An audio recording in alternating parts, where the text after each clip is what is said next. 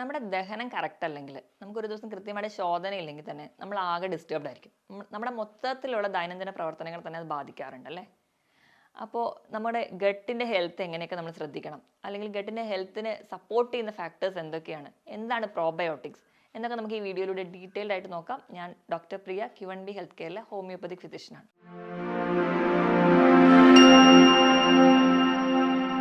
കുടലിൻ്റെ ആരോഗ്യം എന്ന് പറയുന്നത് നമ്മുടെ മൊത്തം ശരീരത്തിൻ്റെയും മാനസികമായിട്ടുള്ള ആരോഗ്യത്തിനും വളരെ ഇമ്പോർട്ടൻ്റ് ആണ്. നമ്മുടെ വയറ് ശരിയല്ലെങ്കിൽ തന്നെ നമ്മുടെ അന്നത്തെ ഒരു ദിവസം തന്നെ പോകാറുണ്ട്. ഈ കുടലിൻ്റെ ആരോഗ്യം എന്ന് പറയുന്നത്, അല്ലെങ്കിൽ ഗട്ടിൻ്റെ ഹെൽത്ത് എന്ന് പറയുന്നത്, ഗട്ടിൽ അടങ്ങിയിട്ടുള്ള ബാക്ടീരിയകളാണ്. ബാക്ടീരിയകൾ എന്ന് പറയുമ്പോൾ നമ്മൾ കരുതും എന്തോ രോഗങ്ങൾ ഉണ്ടാക്കുന്ന ഒരു ഓർഗാനിസം അല്ലേ എന്ന്. ഇതല്ലാതെ തന്നെ നമ്മുടെ ശരീരത്തിൽ ഒരുപാട് ബാക്ടീരിയകളുണ്ട്, നമുക്ക് ഗുണം ചെയ്യുന്ന ബാക്ടീരിയകൾ. നമ്മുടെ ആമാശയത്തിൽ ഇങ്ങനെ ഒരുപാട് ബാക്ടീരിയകളും ഫംഗസും ഒക്കെ ഉണ്ട്. ഇവ നമുക്ക് ഒരുപാട് സപ്പോർട്ട് ചെയ്യുന്നുണ്ട്. അപ്പം ഇവയുടെ ഒരു ബാലൻസ് അല്ലെങ്കിൽ ഇവരുടെ ഒരു ലെവൽ മെയിൻറ്റെയിൻ ചെയ്യാൻ സഹായിക്കുന്ന ഒന്നാണ് പ്രോബയോട്ടിക്സ്, അല്ലെങ്കിൽ ഇവരുടെ ഒരു ഗ്രോത്ത് ഫ്ലറിഷ് ചെയ്ത് നിർത്തുന്ന ഒന്നാണ് പ്രോബയോട്ടിക്സ്. കുടലിൽ കാണുന്ന ബാക്ടീരിയകൾ എന്ന് പറയുന്നത് പ്രധാനമായും 2 ടൈപ്പാണുള്ളത്. ഒന്നാമത്തെ ലാക്ടോബാസിലസ്. ലാക്ടോബാസിലസ് എന്ന് പറയുമ്പോൾ പാലിലൊക്കെ അടങ്ങിയിട്ടുള്ള മധുരം അല്ലെങ്കിൽ കാർബിനെയൊക്കെ ഡൈജസ്റ്റ് ചെയ്യാൻ വേണ്ടി സഹായിക്കുന്ന ബാക്ടീരിയകളാണ്. രണ്ടാമതാണ് ബിഫിഡോ ബാക്ടീരിയ. ബിഫിഡോ ബാക്ടീരിയ എന്ന് പറഞ്ഞാൽ കുടലിൻ്റെ ഇന്നർ ലൈനിങ്ങിനെ സപ്പോർട്ട് ചെയ്യുക, അതുപോലെ കുടലിലൊക്കെ ഉണ്ടാകുന്ന മൂവ്മെൻറ്റ്സ് കറക്റ്റായിട്ട് നിർത്തുക, അതായത് IBS പോലെയുള്ള രോഗങ്ങളെയൊക്കെ തടയാൻ സഹായിക്കുന്നവയാണ്. ഇവയാണ് ബാക്ടീരിയകളുടെ കൂട്ടത്തിൽ ഏറ്റവും പ്രധാനപ്പെട്ടത്. ഇനി ഫംഗസ് ആയിട്ടുള്ളതാണ് സെക്കാരോമൈസിസ് ഒക്കെ. അവയും നമ്മുടെ ഈ കുടലിൻ്റെ പ്രവർത്തനം കൃത്യമായിട്ട് നിർത്താനും നമുക്ക് ഒരുപാട് ഫുഡ് ഇൻഫെക്ഷൻസ് ഒക്കെ വരാൻ ചാൻസ് ഉണ്ടെങ്കിൽ അത് മാക്സിമം തടയുക, അല്ലെങ്കിൽ അത് പ്രൊട്ടക്ട് ചെയ്ത് നിർത്തുക, നമുക്ക് വരാതിരിക്കാൻ വേണ്ടി. ഈ ഫങ്ഷൻസ് ഒക്കെ ചെയ്യുന്നവരാണ് കൂടുതലും ഫംഗസുകൾ. ഇവയാണ് നമ്മുടെ ആമാശയത്തിൽ കാണുന്ന ബാക്ടീരിയകളും ഫംഗസുകളും. മൊത്തം ഒരു ട്രില്യൺ അത്രയും തോളം തന്നെ ഈ ഓർഗാനിസംസ് നമ്മുടെ ആമാശയത്തിലുണ്ട്. അപ്പം ഇവ നമുക്ക് ചെയ്യുന്ന ഫങ്ഷൻസ് എന്ന് പറഞ്ഞിട്ടുണ്ടെങ്കിൽ ആമാശയ സംബന്ധം മാത്രമല്ല, മറ്റ് പല ഫങ്ഷൻസും നമുക്ക് ചെയ്യുന്നുണ്ട്. നമുക്ക് ആ ഫങ്ഷൻസ് അല്ലെങ്കിൽ അവർ ചെയ്യുന്ന ഗുണങ്ങൾ എന്തൊക്കെയാണെന്ന് ആദ്യം തന്നെ നോക്കാം. അപ്പം ആമാശയ സംബന്ധമായ ഗുണങ്ങൾ എന്ന് പറയുമ്പോൾ തന്നെ ദഹനം കൃത്യമായിട്ട് നിർത്തുക. ഞാൻ ആദ്യം പറഞ്ഞ ലാക്ടോബാസിലസ് ഒക്കെയാണ് പാല് ദഹിക്കാൻ നമ്മളെ സഹായിക്കുന്നത്. ധാരാളം ഫൈബേഴ്സ് അടങ്ങിയ ഭക്ഷണങ്ങൾ നമ്മൾ കഴിക്കുമ്പോൾ ഈ ഫൈബറിനെ ഡൈജസ്റ്റ് ചെയ്യാൻ സഹായിക്കുന്നതും ഈ ബാക്ടീരിയകളാണ്. അപ്പോൾ ദഹനം കൃത്യമായി നിർത്തുക. ദഹനം കൃത്യമായിട്ട് നിൽക്കുമ്പോൾ തന്നെ നമുക്ക് ഗ്യാസ്, അസിഡിറ്റി, നെഞ്ചരിച്ചിൽ പോലെയുള്ള ബുദ്ധിമുട്ടുകളൊന്നും നമുക്ക് ഉണ്ടാവില്ല. അപ്പം ആ ഒരു പ്രശ്നവും നമുക്ക് അവിടെ തടയുന്നുണ്ട്. അസിഡിറ്റി, ശോധന കൃത്യമായിട്ട് നിർത്തുക, ഇവയൊക്കെ ഈ ഒരു ബാക്ടീരിയകളുടെ ഗ്രോത്ത് മൂലമാണ് നടക്കുന്നത്. ഇതോടൊപ്പം തന്നെ നാവിൽ ഇങ്ങനെ പൂപ്പൽ പോലെയായിട്ട് പ്രസൻറ്റ് ചെയ്യുക, മൗത്ത് അൾസേഴ്സ് വരിക, അതായത് വായിൽ പുണ്ണുകൾ റെക്കറൻ്റ് ആയിട്ട് ഇടയ്ക്കിടയ്ക്ക് വരുന്നവരൊക്കെ ആണെങ്കിലും ഈ ഒരു ബാക്ടീരിയയാണ് മാക്സിമം അത് വരാതിരിക്കാൻ നമ്മളെ തടയുന്നത്. വിശപ്പില്ലായ്മ, ഇങ്ങനത്തെയുള്ള പ്രശ്നങ്ങളൊക്കെ ഉള്ളതാണെങ്കിൽ ഒരു പരിധി വരെ ഈ ബാക്ടീരിയൽ ഗ്രോത്ത് കറക്റ്റ് ആണെങ്കിൽ നമുക്ക് വിശപ്പൊക്കെ കറക്റ്റായിട്ട് വരുന്നത് കാണാം. അപ്പം ഇതൊക്കെ അവ സഹായിക്കുന്ന ഒന്നാണ്. ഇത് കൂടാതെ പല auto immune disease, auto immune എന്ന് പറഞ്ഞാൽ നമ്മുടെ ശരീരത്തിൻ്റെ പ്രതിരോധ ശേഷി തന്നെ നമുക്കെതിരെ ഫൈറ്റ് ചെയ്തിട്ട് ഉണ്ടാക്കുന്ന രോഗങ്ങളാണ്. ഇവ ഒരു മാക്സിമം തടയാൻ വേണ്ടി നമ്മളെ സഹായിക്കുന്നുണ്ട്. അതോടൊപ്പം തന്നെ നമുക്ക് മെൻ്റലി ഒരുപാട് ഹെൽത്തിന് വേണ്ടി സപ്പോർട്ട് ചെയ്യുന്നുണ്ട്.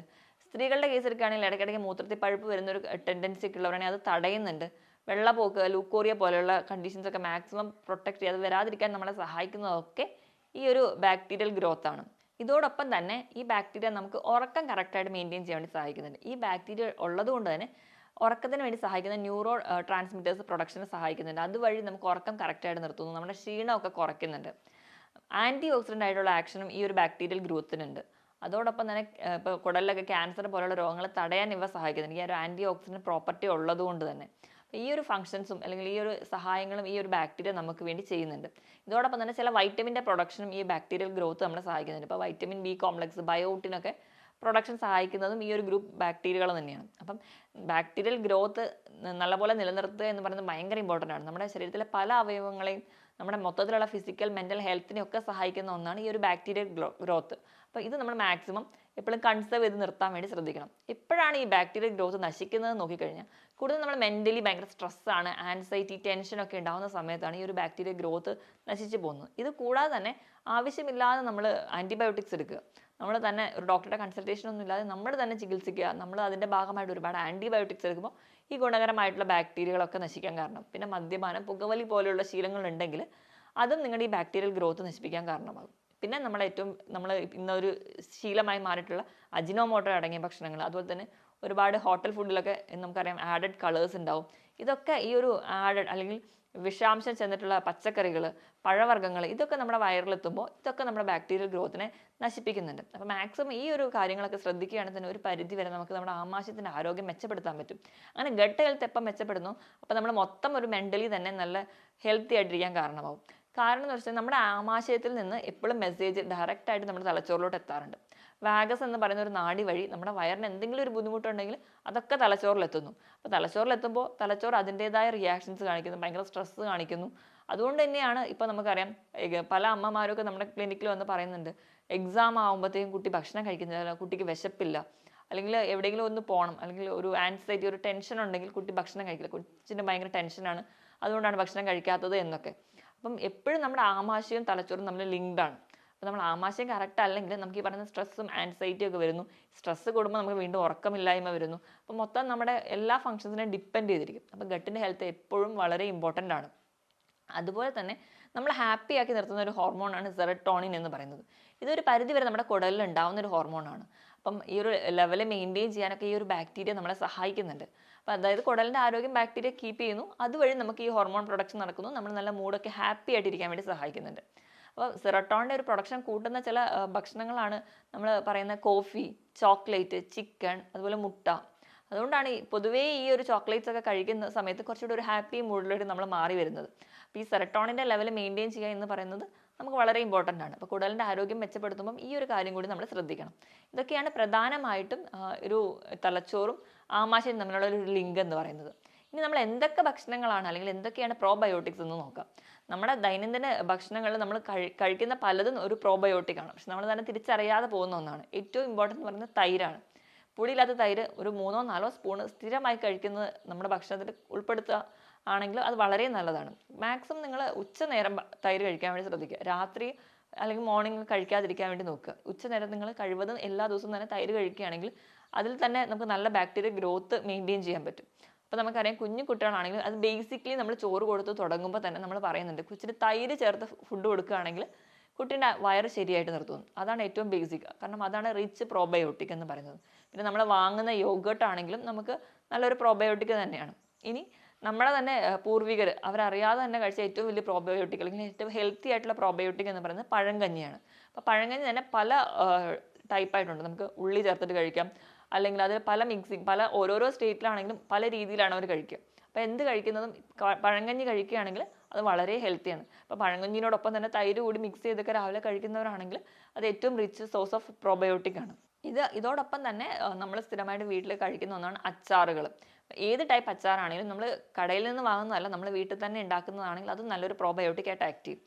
എപ്പോഴും നമ്മൾ ആലോചിക്കുക, നമ്മൾ കടുക് ചതച്ചിട്ട് നല്ലെണ്ണയിൽ ഉണ്ടാക്കുന്ന അച്ചാറുകളാണെങ്കിൽ അതിനകത്ത് നടക്കുന്ന ഫെർമെൻറ്റേഷനാണ് പ്രോബയോട്ടിക് ആയിട്ട് ആക്ട് ചെയ്യുക. വിനാഗിരിയൊക്കെ അധികം ഉപയോഗിക്കാതെ തന്നെ ഉണ്ടാക്കാൻ വേണ്ടി ശ്രദ്ധിക്കുക. അപ്പോൾ നമുക്ക് നല്ലൊരു പ്രോബയോട്ടിക് ആയിട്ട് ആക്ട് ചെയ്യാവുന്നുണ്ട്. അതുപോലെ തന്നെയാണ് ക്യാരറ്റ്, ക്യാബേജ് ഇവയൊക്കെ ഉപ്പിലിട്ടിട്ട് കഴിക്കുന്നതും ഒരു പ്രോബയോട്ടിക്കിൻ്റെ ആക്ഷൻ നമുക്ക് കിട്ടുന്നുണ്ട്. കാരണം ഇവിടെ നടക്കുന്നതുകൊണ്ട് ഒരു ഫെർമെൻറ്റേഷൻ നടക്കുന്നുണ്ട്. അപ്പം ഉപ്പിലിടുക എന്ന് പറയുമ്പോൾ അവ മുറിച്ചിട്ട് ഉപ്പിലിട്ടിട്ട് ഒരു പുറത്ത് റെഫ്രിജറേറ്ററിൽ വെക്കേണ്ട കാര്യമില്ല, പുറത്ത് തന്നെ വെക്കും. ഒരു 1 വീക്കൊക്കെ പുറത്ത് വെച്ച് കഴിയുമ്പോൾ തന്നെ നമുക്ക് കിട്ടുമ്പോൾ ആ ഒരു അതിനകത്ത് കിട്ടുന്ന ഫ്ലൂയിഡ് അല്ലെങ്കിൽ ആ ഒരു ലിക്വിഡും നല്ല പ്രോബയോട്ടിക് ആണ്. നമുക്ക് ഈ ഒരു ക്യാരറ്റ് അല്ലെങ്കിൽ ക്യാബേജ് എന്ന് പറയുന്നത് അതെടുത്തിട്ട് വീണ്ടും ഫ്രിഡ്ജിൽ വെക്കുകയാണെങ്കിൽ അത് കുറച്ച് നാളത്തേക്ക് ഇരിക്കുകയും ചെയ്യും. അതും നല്ലൊരു പ്രോബയോട്ടിക് ആയിട്ട് ആക്ട് ചെയ്യുകയും ചെയ്യും. അതോടൊപ്പം തന്നെ ബട്ടർ മിൽക്ക് കഴിക്കുന്നത്, പനീർ, ഇവയൊക്കെ പ്രോബയോട്ടിക് ആണ്. ഇതൊക്കെ നിങ്ങൾ മാക്സിമം ചിലപ്പോൾ നമ്മൾ അറിയാതെ തന്നെ നമ്മൾ കഴിക്കുന്നതുകൊണ്ടായിരിക്കും നമ്മൾ ഇത്ര ഹെൽത്തി ആയിട്ടിരിക്കുക. അപ്പോൾ അത് കഴിക്കാത്തവരാണെങ്കിൽ മാക്സിമം ഈ ഭക്ഷണങ്ങളൊക്കെ കഴിക്കാൻ വേണ്ടി ശ്രദ്ധിക്കുക. അതോടൊപ്പം തന്നെ നമുക്കറിയാം ഇഡ്ഡലി, ദോശ അല്ലെ അപ്പം, ഇതൊക്കെ പുളിച്ച് ഒരു ഫെർമെൻറ്റേഷൻ അവിടെ നടക്കുന്നുണ്ട്. അപ്പോൾ ഈ ഭക്ഷണങ്ങൾ നമ്മൾ വീണ്ടും കുക്ക് ചെയ്യുന്നത് കൊണ്ട് ഒരു പരിധി വരെ ഇവിടെ ഒരു ബാക്ടീരിയ ഗ്രോത്തൊക്കെ നശിച്ചു പോകുന്നുണ്ട്. പക്ഷേ ഇവ ഒരു പ്രീബയോട്ടിക് ആയിട്ട് ആക്ട് ചെയ്യും. പ്രീബയോട്ടിക് എന്ന് പറഞ്ഞാൽ ഈ പ്രോബയോട്ടിക് ആയിട്ട് ഉള്ളതിനെ സപ്പോർട്ട് ചെയ്യുന്ന ഒരു കോമ്പൗണ്ടാണ്. അപ്പം ഇഡ്ഡലി, ദോശ, അപ്പം ഒക്കെ കഴിക്കുന്നതും നമുക്ക് വളരെ നല്ലതാണ്. അപ്പോൾ ഈ ഞാൻ പറഞ്ഞ ഈ ഭക്ഷണങ്ങളൊക്കെ, ഈ പ്രോബയോട്ടിക്കുകളൊക്കെ നിങ്ങൾ സ്ഥിരമായിട്ട് കഴിക്കാൻ വേണ്ടി ശ്രദ്ധിക്കുക. അറിഞ്ഞോ അറിയാതെ നമ്മൾ ഇന്ന് കഴിക്കുന്നതാണെങ്കിലും നമ്മൾ കഴിക്കാത്തവരാണെങ്കിൽ മാക്സിമം ഇതൊക്കെ കഴിച്ച് ശീലിക്കുക. കുഞ്ഞു കുട്ടികളെ ആണെങ്കിൽ തന്നെ നമ്മൾ ഒരുപാട് ബേക്കറി ഐറ്റംസോ അല്ലെങ്കിൽ നമ്മൾ പുറത്തുനിന്നുള്ള ഹോട്ടൽ ഫുഡോ കഴിച്ച് ശീലിപ്പിക്കുന്നതിന് മുൻപ് തന്നെ ഇങ്ങനെയുള്ള ഗുണകരമായ ഭക്ഷണങ്ങൾ കൊടുക്കുകയാണെങ്കിൽ ഒരു പരിധിവരെ നമ്മുടെ ആമാശയത്തിൻ്റെ ആരോഗ്യം നിലനിർത്താം. അതുവഴി നമുക്ക് മൊത്തത്തിൽ ഹെൽത്തി ആയിട്ടിരിക്കാൻ പറ്റും. ഞാൻ ഈ പറഞ്ഞ പോലെ ഈ ഭക്ഷണങ്ങളൊക്കെ മാക്സിമം നിങ്ങൾ കഴിക്കാൻ വേണ്ടി ശ്രദ്ധിക്കുക. ഇപ്പോൾ ഇതൊന്നും കഴിച്ച് ശീലിക്കാത്തവരാണെങ്കിൽ ഇന്ന് തൊട്ട് നിങ്ങളിതെല്ലാം കഴിക്കാൻ വേണ്ടി ശ്രദ്ധിക്കുക. കുട്ടികൾക്കാണെങ്കിൽ നമ്മൾ ഒരുപാട് ഹോട്ടൽ ഫുഡോ അല്ലെങ്കിൽ കളേർഡ് ഫുഡും ഡ്രിങ്ക്സും കോള പോലെയുള്ള ഡ്രിങ്ക്സും കാർബണേറ്റഡ് ഡ്രിങ്ക്സും ഒക്കെ മേടിച്ച് കൊടുക്കുകയാണെങ്കിൽ അതിന് പകരം നിങ്ങൾ ഇതൊക്കെ കൊടുത്ത് ശീലിപ്പിക്കുക. അപ്പോൾ നമുക്കറിയാം നമ്മുടെ ആമാശയത്തിൻ്റെ ആരോഗ്യം നിലനിർത്താൻ പറ്റുള്ളൂ. ആമാശയത്തിൻ്റെ ആരോഗ്യം നിലനിർത്തിയാൽ മാത്രമേ നമുക്ക് മൊത്തത്തിൽ നമ്മുടെ മറ്റ് ഫംഗ്ഷൻസോ അല്ലെങ്കിൽ മറ്റ് നമ്മുടെ മെൻ്റൽ ഹെൽത്തിനെ ഒക്കെ മെയിൻറ്റെയിൻ ചെയ്യാൻ പറ്റുള്ളൂ. ഞാൻ ഈ പറഞ്ഞ കാര്യത്തിൽ എന്തെങ്കിലും ഡൗട്ട് ഉണ്ടെങ്കിൽ നിങ്ങൾ താഴെ കാണുന്ന നമ്പറിൽ വിളിക്കുക. മറ്റൊരു ഹെൽത്ത് ടോപ്പിക്കുമായിട്ട് വീണ്ടും കാണുന്നതുവരെ നന്ദി.